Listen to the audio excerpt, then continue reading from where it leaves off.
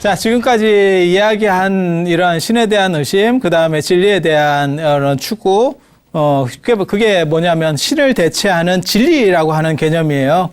신 중심에서 진리 중심으로 바뀌게 되니까 그러면 신은 다 사라졌느냐? 그게 아니에요. 신 중심과 진리 중심의 두 가지 코드가 있는 거예요. 이게 진리를 중심으로 하는 사람들이 추계시대 사람들, 추계시대 성인들,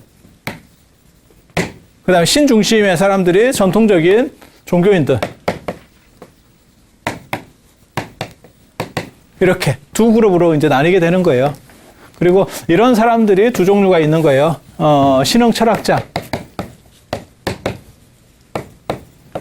신흥 종교가. 새로운 사람이라는 뜻이에요. 새로운 사람. 이렇게 두 가지. 그래서 이쪽에서는 신을 정점에 놓는 게 아니고 진리를 정점에 놓는 거예요. 그리고 신이 있습니다.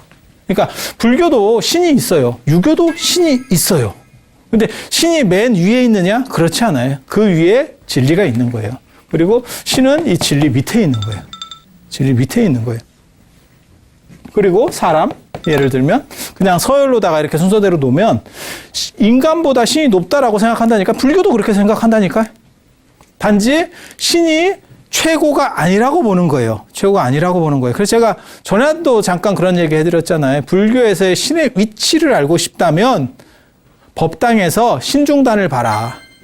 앉아있지도 못하고 버글버글하니 이렇게 그 졸업식 사진처럼 서 있어요.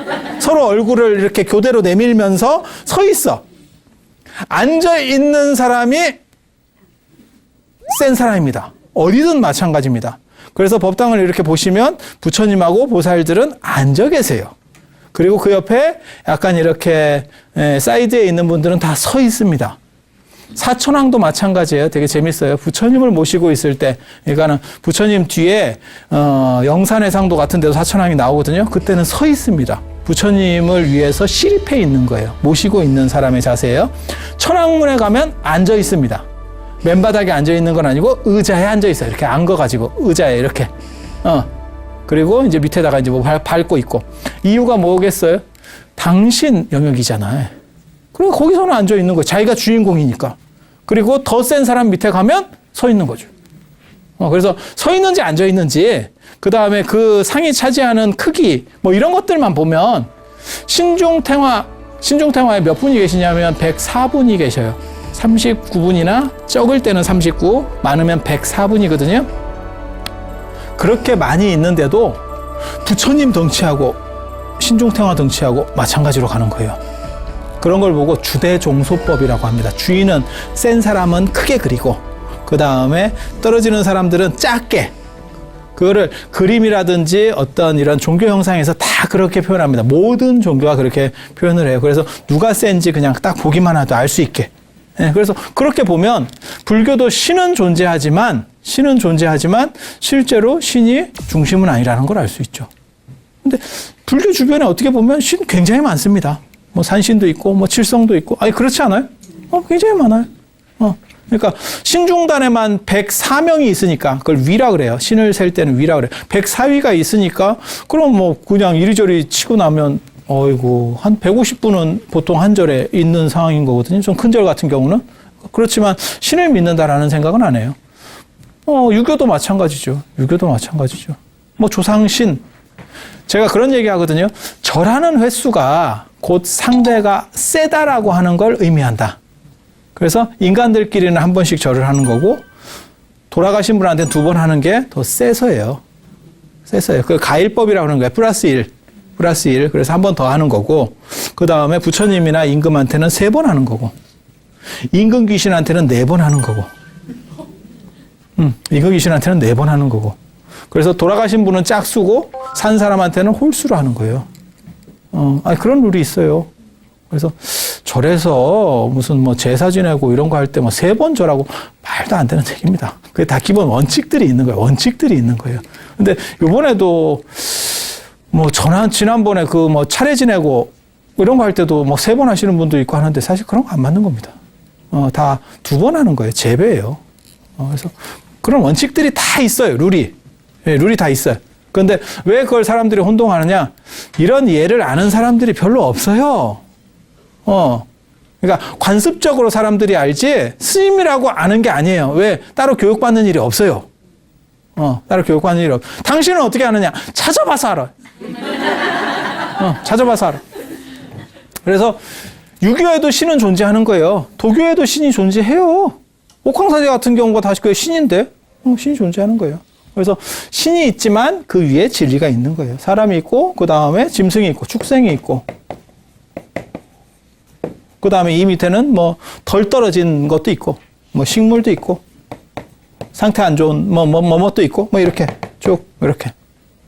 그래서 이런 존재들도 진리를 터득하고 있는 거예요. 그러니까 진리값으로 얘기하면 이 진리가 100이라고 생각을 해봐.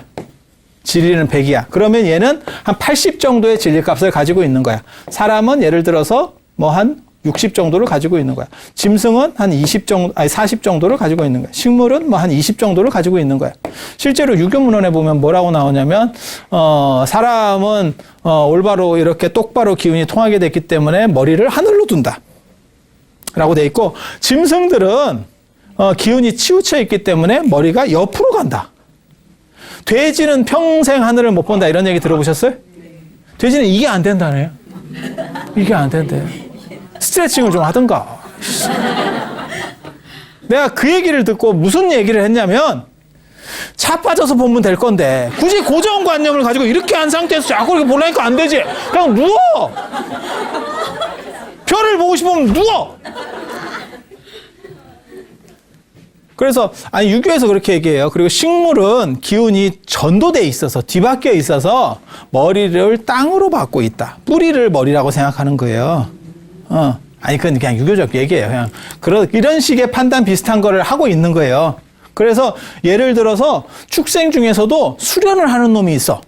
수련을 막 해가지고 열심히 수행을 하면 걔는 능력치가 막 올라가는 거예요. 진리값이 막 늘어나는 거야. 그러면 인간보다도 훨씬 뛰어나. 거의 막 신적으로 되는 거야. 그래서 열심히 수련을 해서 70 정도가 되면 이런 놈이 누구예요?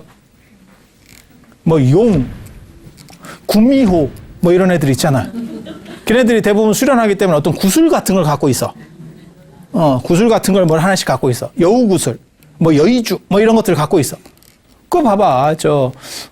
구미호 얼마나 인간으로서는 따라갈 수 없는 덤블링 실력을 갖고 있잖아.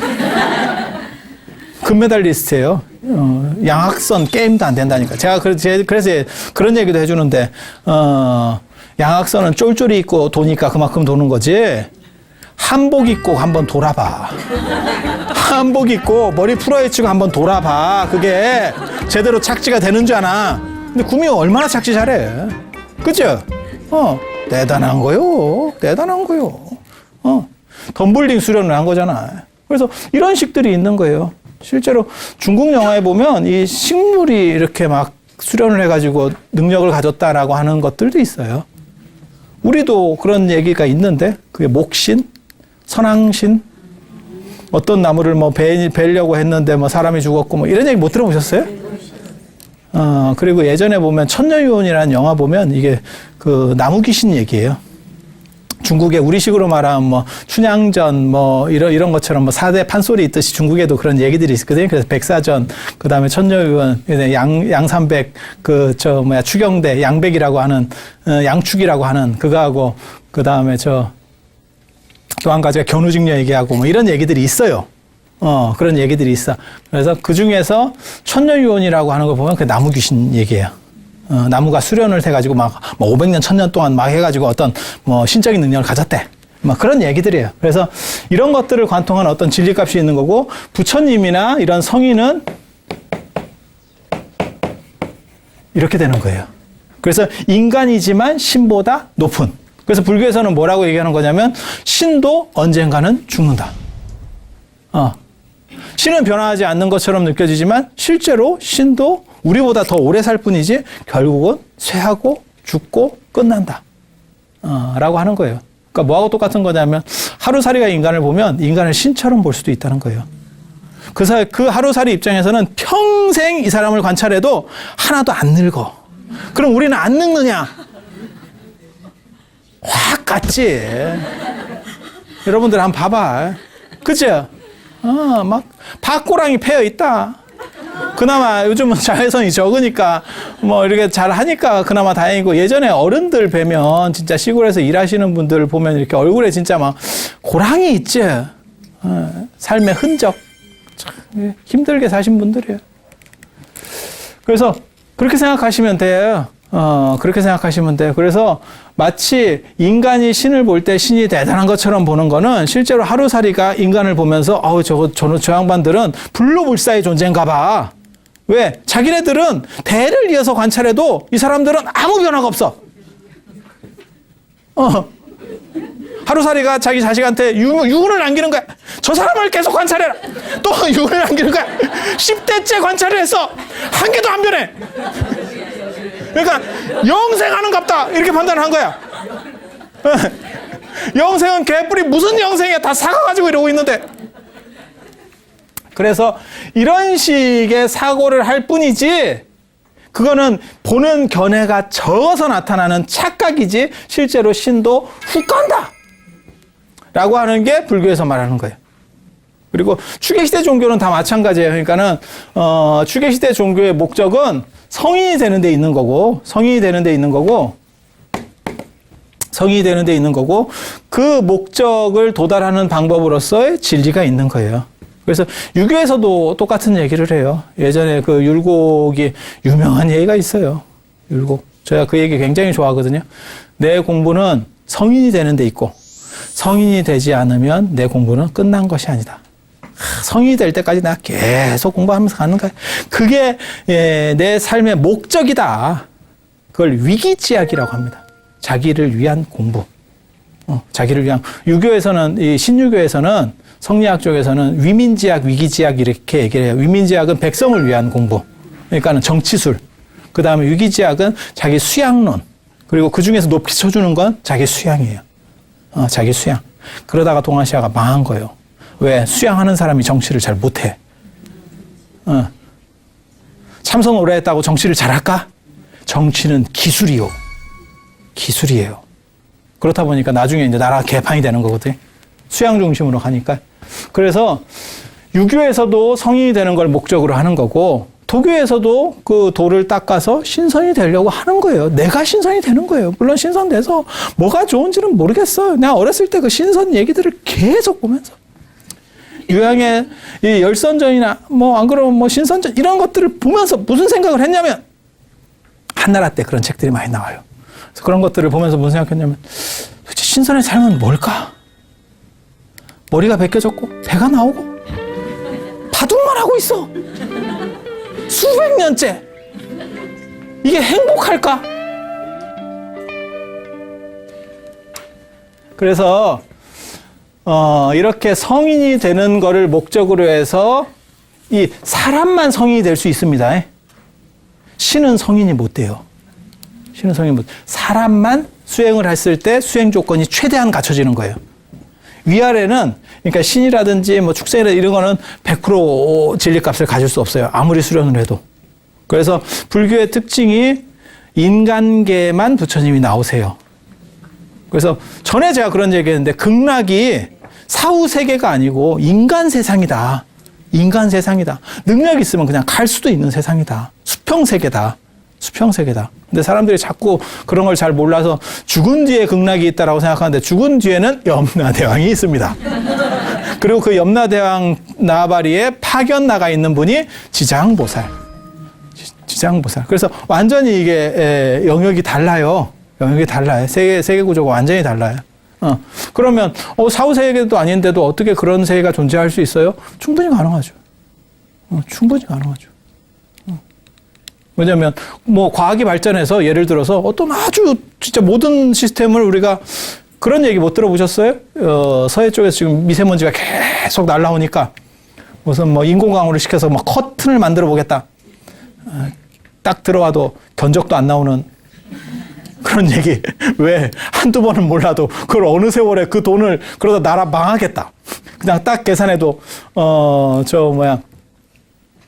트럼프가 장벽 세운다는 것보다도 예산이 더 들 것 같은 느낌이 확 드는데, 아니 미세먼지가 1년에 한 번 오면 어떻게 해보겠다. 맨날 오는 거를, 그걸 뭘 어떻게 할 거야. 그래서 그런 거 생각해 보시면 되죠. 근데 만약에 그런 게 전부 다 조절될 수 있는 어떠한 이상적인 조건이 존재한다면 그리고 제가 극락이 여러분들이 가서 반드시 좋은 세계는 아니에요. 제가 그런 얘기 자주 해드리거든요. 이유가 뭘까요? 불교의 이상세계에는 공부를 해야 된다는 조건이 있어요. 그래서 극락이 공부하는 데예요. 그래서 공부 싫어하는 사람 가면 지옥이 나요. 그게 생지옥이다. 환경의 문제가 아니고 시작부터 그런 거예요. 90년대에 태어나는데 그게 연꽃 이렇게 심청이 태어나지 연꽃이 있는데 연꽃이 안 벌어져요.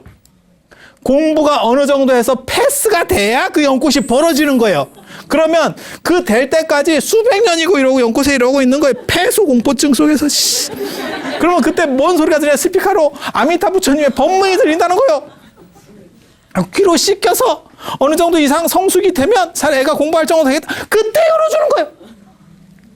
그리고 그런 정도가 돼야 이제 그러면 의식이 환기가 되면서 자기가 이제 젊은 몸으로 이렇게 싹 뭐가 이렇게 되는 거지. 안 그러면 이게 탈매들만 다 가 있지. 뭐 경로당도 아니고. 어떻게 하겠어요. 그래갖고 아미타 부처님이 그거 알아듣겠어요. 그러면 뭐라고요? 이렇게 하면 얼마나.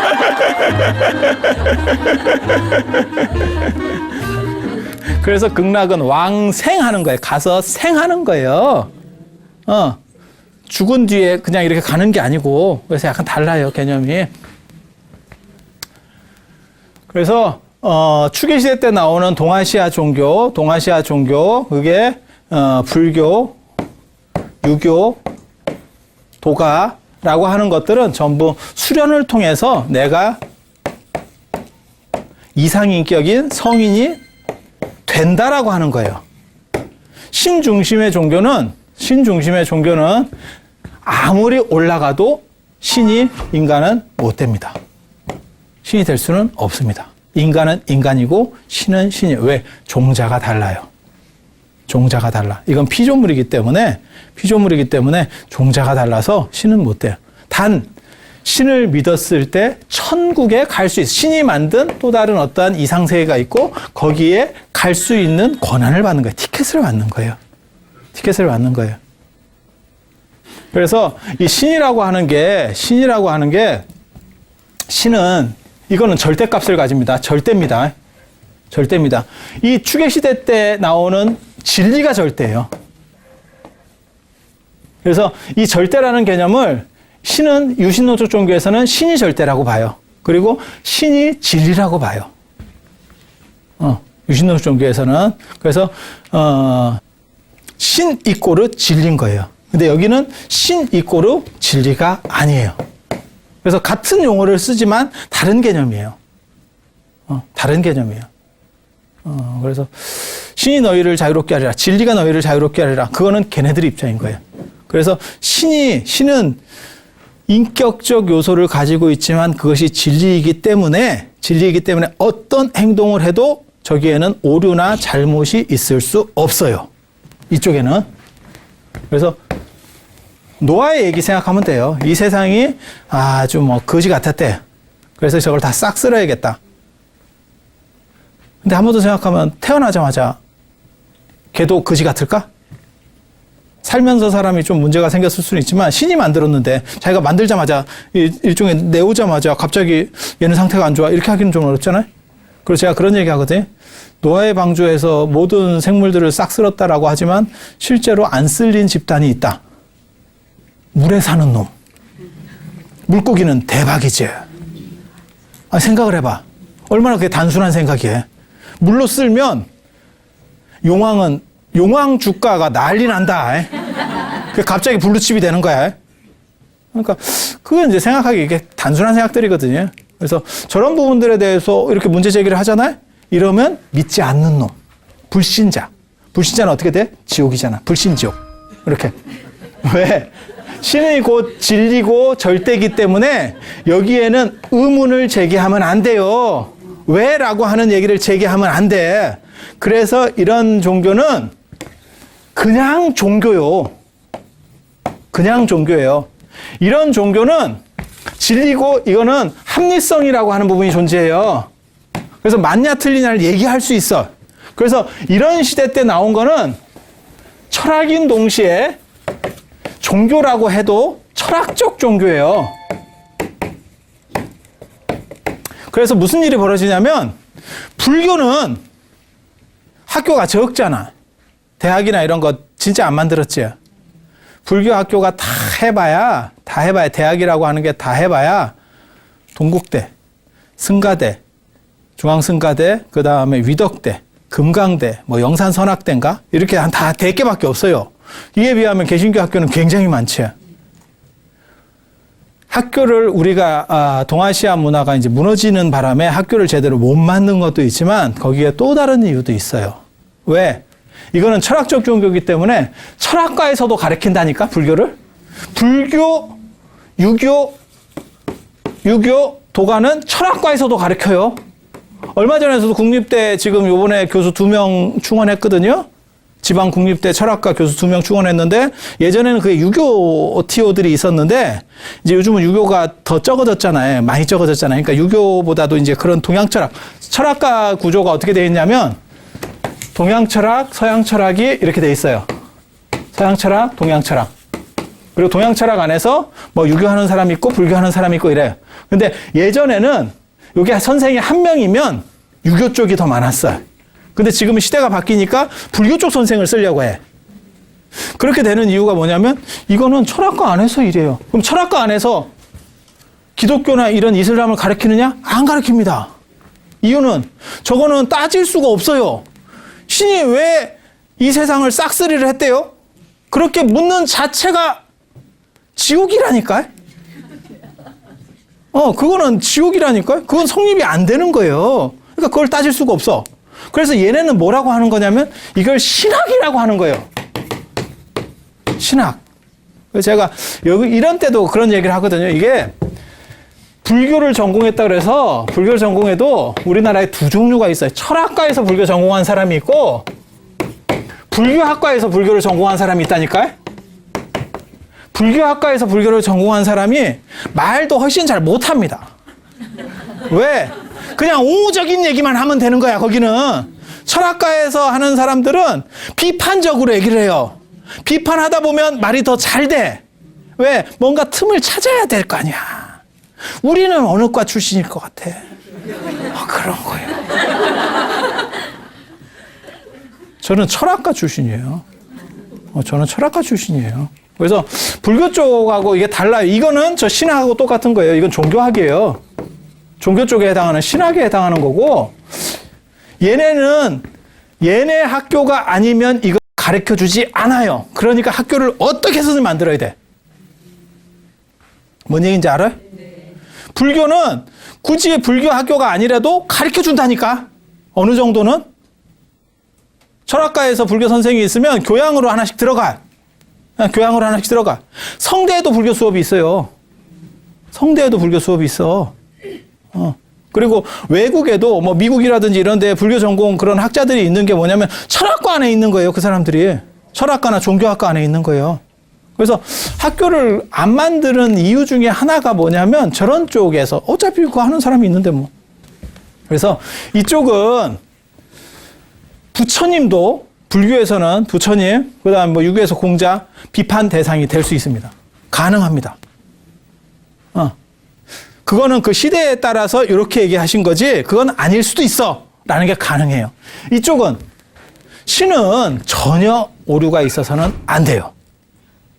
그래서 얘네는 어떻게 하는 거냐, 무조건 찬양하고 있는 거예요. 그게 노래 부르는 거예요. 그러니까 할 게 뭐 있어? 기도 간증. 내가 이렇게 해보니까 이렇더라, 이런 거. 그러니까 비판이 안 되니까. 우리는 비판도 가능해요. 비판도 가능해요. 그리고 비판이 가능하다는 건 이유는 뭐예요? 또 다른 어떤 새로운 걸로 계속 바뀌어갈 수 있다는 거죠. 그리고 부처님께서도 그렇게 말씀하셨어요. 제가 개인적으로 제일 좋아하는 부처님 말씀이 그런 거예요. 제자들한테 뭐라고 말씀하시는 거냐면, 나에 대한 존경심 때문에 내 말을 고지고대로 믿고 받아들이지 마라. 내가 말하면 너네들이 한번 판단해보고 옳다면 따라라. 그렇지 않다면 버려라. 버려라. 그거는 진짜 자신감 있는 사람만이 할 수 있는 언어예요. 그래서 일반 사람들은 그런 식으로 못해요. 그런 식으로 못해요.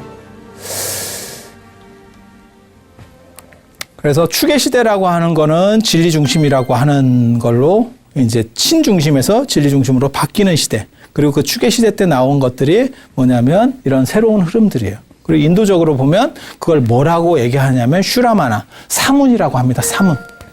새로운 물결을 일으키는 사람들.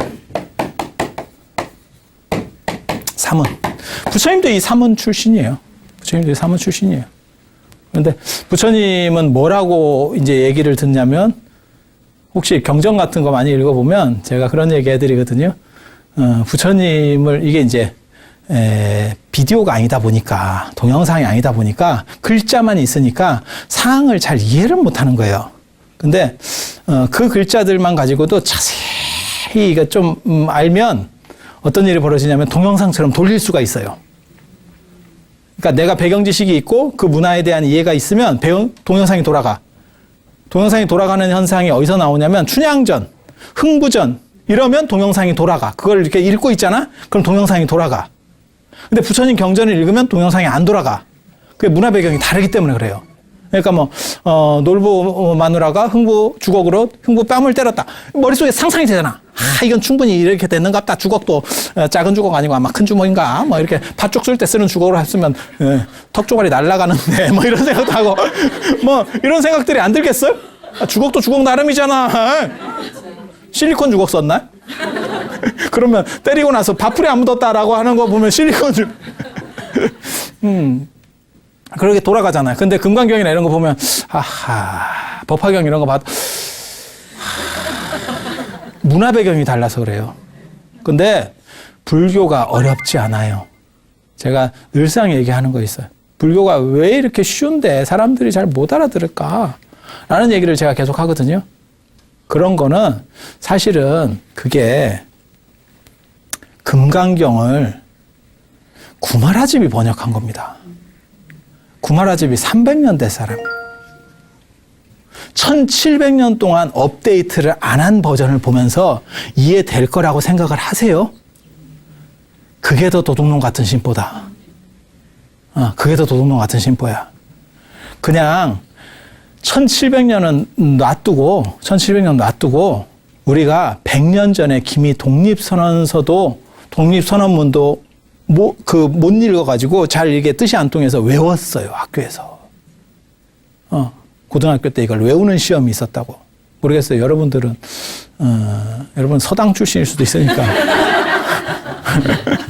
아무튼 우리 때는 그런 걸 외우는 것도 있었어요. 그래서 선생님이 손바닥을 때리고, 이제 좀 더 잔인하면 손등을 때리고, 이런 여러 가지 있었어요.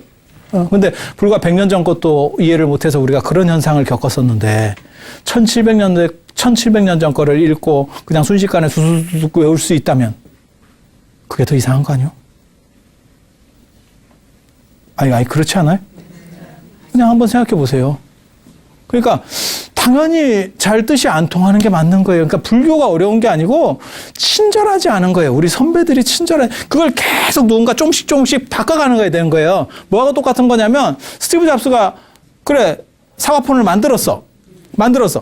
그걸 스티브 잡스 걸 지금 우리가 쓰고 있는 게 아니라니까. 그 뒤로 계속 바뀐 버전. 지금 세계적으로 유행하는 거는 팀 쿡의 스마트폰이지 스티브 잡스의 스마트폰이 아니에요. 그리고 그걸 얘네들이 조금만 잘못해가지고 적용시키지 못하고 새로운 기술들에 대해서 좀 방관하면 시장이 얘네를 선택하지 않을 겁니다. 삼성 같은 경우가 지금 중국에서 1%대라잖아. 스마트폰 시장 점유율이 1%대. 그리고 1%도 무너진다는 거예요. 예전에는 삼성이 1위였었어요.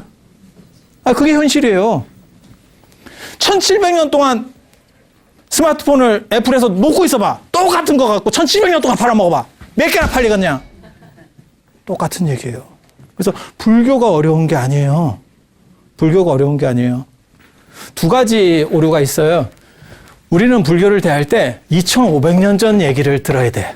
이제 부처님 얘기로 갈 겁니다. 이제 부처님 얘기로 갈 거야. 그게 벌써 2500년 전 얘기예요. 2500년이 얼마나 옛날 얘기인지 아세요? 그러니까 지금 여러분들이 2500년 하면 아, 그래요? 이렇게 생각할지 모르지만 국립중앙박물관, 용산중앙박물관에 가서 봐봐. 2500년 전에 유물이 뭐가 있나? 눈으로 볼 만한 게 거의 없어. 이게. 그리고 조금 눈에 띈다? 통일신라 시대 유물이에요. 통일신라 시대 유물. 통일신라 시대 유물이면 600년 이후 뒤에.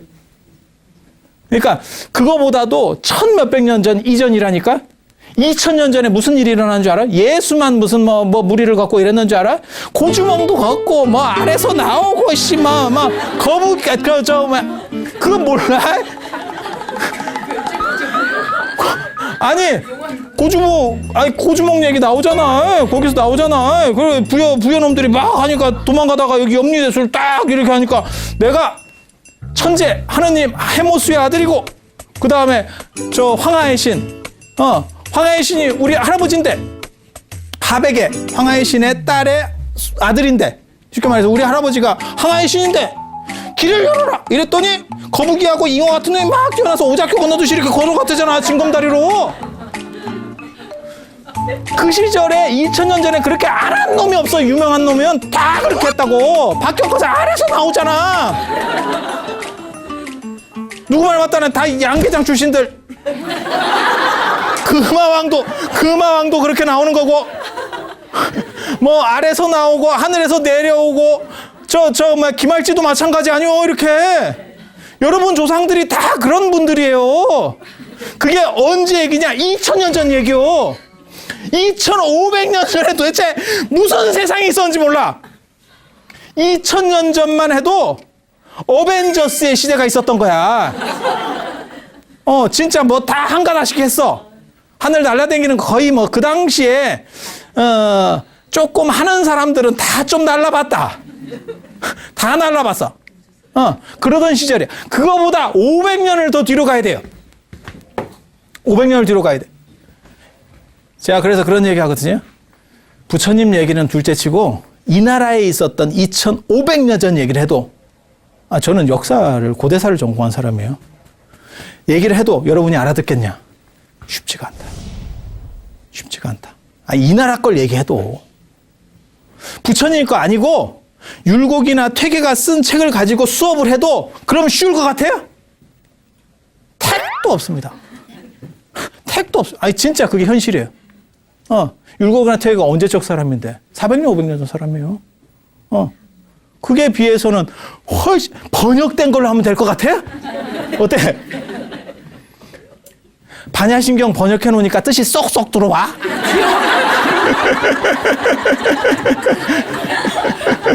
어때? 이게 번역되면 들어올 것 같지? 번역의 저주라고 하는 게 있어요.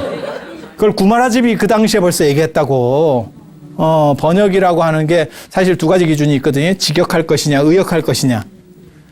그래서 저도 이런 얘기를 자주 해요. 이런 번역 문제를 가지고 얘기를 하거든요. 요즘 번역 중에서 사람들한테 가장 먹히는 번역은 이산해연선사 발언문이에요. 그리고 이산해연선사 발언문을 원문하고 대조해보면 50% 이상을 자기가 지어냈어요. 번역하는 사람이. 그래서, 그러니까는 뼈대만 남기고 싹 해체하고, 그러니까 리모델링이 두 종류가 있는 거야. 그러니까 그냥 앞에만 이렇게 해가지고 리모델링 하는 경우도 있고, 이게 그 건물이래? 싶을 정도로 리모델링 해놓은 게 있어. 이게 신축하고 똑같은데 리모델링이라네? 라고 하는 경우가 있어. 둘 중에 어느 걸 할 것이냐에 대한 선택을 해야 되는데 지금은 그냥 앞에 그냥 간판하고 좀 지저분한 것만 좀 치우고 뺑기칠 다시 하고 이렇게 해서 번역을 해놓은 거예요. 그러니까 어떻게 돼요? 반야신경을 한문으로 할 때나 한글로 할 때나 내나 모르고 예불 시간만 길어졌어.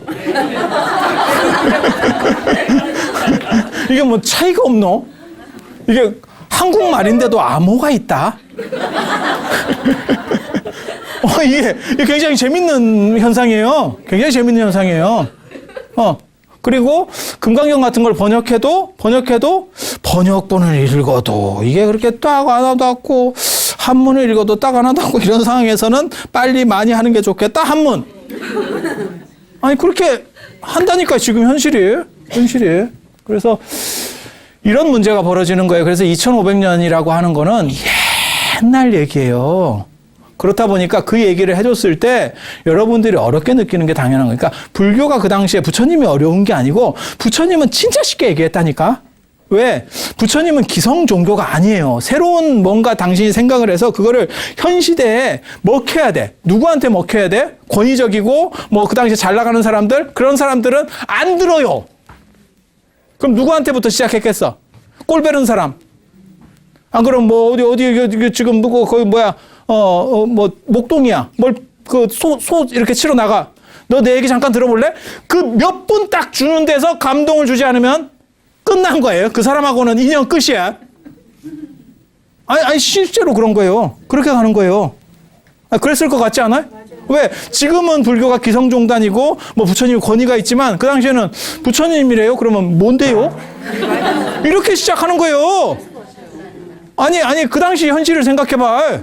아무도 없어. 이렇게 시작했는데 상황이 급반전하는 거죠. 왜? 뭔가 내용이 있으니까. 그리고 그 내용은 분명히 쉬워야 돼요. 일반 사람들을 교화시켜서 그 사람들에게 감동을 줘서 그 사람이 출가해서 승려가 되는 거지 어디서 승려가 막 생기는 게 아니거든. 그리고 보통 사람들의 관심사는 뭐예요? 여러분들 관심사는 도대체 뭐예요? 그래. 그게 현실적인 거예요. 돈의 문제, 그 다음에 가족의 문제. 이 가족의 문제 중에서 뭐 취업도 있을 거고, 뭐 결혼도 있을 거고, 뭐 이런 부분들. 아니, 그게 현실 아니에요? 내가 올해는 꼭 깨달아야겠다. 이렇게 소원을 세우는 사람이 몇이나 있겠어? 그거보다 이게 훨씬 현실적이잖아. 그래서 부처님이 실제로 신도들에게 많이 말씀하신 거 사실 저거예요. 저런 문제를 계속 얘기하셨었다니까요. 그런데 왜 경전에는 저런 얘기가 적습니까? 그걸 편찬하는 사람들은 스님들이잖아. 그러니까 자기네들이 기억하는 걸 중심으로 해서 글을 쓰거든. 아니 그렇잖아요? 그러면 무슨 일이 벌어지느냐? 스님들의 관심사가 중심으로 경전이 만들어질 수밖에 없는 거예요. 그건 깨달은 문제지. 그러니까 깨달은 문제보다 훨씬 많은 돈 얘기나 어떻게 하면 행복할 것인가, 네가 집안에서 트러블 안 생기고 뭐 부부간에 아니면 자식하고 관계들 이런 것들을 어떻게 처리할 것인가들이 훨씬 더 많이 말을 했을 거예요. 왜? 스님 볼 시간보다 신도 볼 시간이 훨씬 많았을 거니까. 왜? 신도를 만나서 신도를 감명을 줘야 스님이 되는 거잖아. 그러면 신도를 많이 만났겠어요? 스님을 많이 만났겠어요? 그렇게 되는 거예요. 그렇게 되는 거예요. 그래서 부처님은 이 두 부분을 철저하게 구분해요. 이 어른이 굉장히 대단한 분이에요. 그러니까 스님에게 하는 법문하고 신도에게 하는 법문이 다르다니까. 근데 오늘날 사실 이게 잘 안 들리는 거는 큰 스님들 법문에서는 이 두 부분이 혼재돼 있어요. 그래서 이게 잘 안 맞는 거야. 그게 대기설법이라고 하는 거예요. 그래서 부처님은 쉬운 얘기를 하셨는데 문제는 1차적으로 쉬운 판본들이 삭제됐다는 거예요. 왜? 편집될 때. 이런 거는 너무 좀 떨어지는 것 같아. 그러면, 우리도 공부할 때 이렇게 책 쓰고 이런 거 하면 너무 좀 범범한, 이건, 됐어. 이렇게 하게 되거든? 그러면 나중에는 조금 더 어려운 것만 남게 돼. 그렇게 해서 한번 걸쳐졌고, 그게 2500년 전 얘기라는 거예요. 2500년 전 얘기. 제가 얼마 전에 진짜 깜짝 놀란 일이 있었어요. 뭐 연초에 무슨 뭐 토종별 그런 얘기 하다가 그러면 젊은 사람한테 토종별 이렇게 보라고 뭐 호텔이나 이런 데 가면 토종별 보는 법 다 있어요. 이렇게 얘기를 했더니 이게 생일을 음력으로 하나요? 이렇게 물어보는 거야. 나 그렇게 그런 질문이 나올지 자체를 몰랐어요. 당연히 그런 건 다 음력이라고 생각을 하고 있었거든? 근데 그 질문이 나오는 것도 굉장히 신선했거든? 그럼 그 음력으로 해야지. 내가 이렇게 얘기했더니 어떻게 대답했는지 아세요? 음력을 몰라. 음력을 몰라. 그래서 내가 뭐라 그러냐면 그러면 또 포탈에 찾아보면 음력 양력이 나온다. 이렇게 이제 얘기를 해줬거든? 아니 우리는 여러분도 뭐 마찬가지겠지만 기본적으로 음력 양력을 다 알죠. 양력만 아는 건 아니잖아요. 근데 여러분 자녀분들은 그러니까 좀 젊은 애들은 이미 음력을 몰라. 양력만 아는 거야. 그러니까 봐봐. 불과 한 세대 차이인데 벌써 그렇게 시대가 바뀌었잖아요. 여러분 자식이라도 2600년, 2500년 뒤에 자식이라고 생각해봐. 이게 대화가 되겠어? 쉽지 않지. 쉽지 않지. 그래서 어려운 것처럼 느껴지는 거예요. 어려운 것처럼 느껴지는, 이게 시간의 차라고 하는 거예요. 그리고 공간의 차라고 하는 게 있어요. 공간에 의한 차. 그거는 불교는 인도 문화권에서 시작해서 우리는 중국 문화, 동아시아의 중국 문화권에 속해 있는 사람이에요. 그래서 우리식 사고하고 인도식 사고가 배경이 달라요. 배경이 달라요. 배경이 달라. 그리고 문화 배경이 다르기 때문에 쓰는 언어나 비유들이 달라요. 그렇다 보니까 우리한테는 약간 생소한 얘기들이 나오는 게 되는 거죠.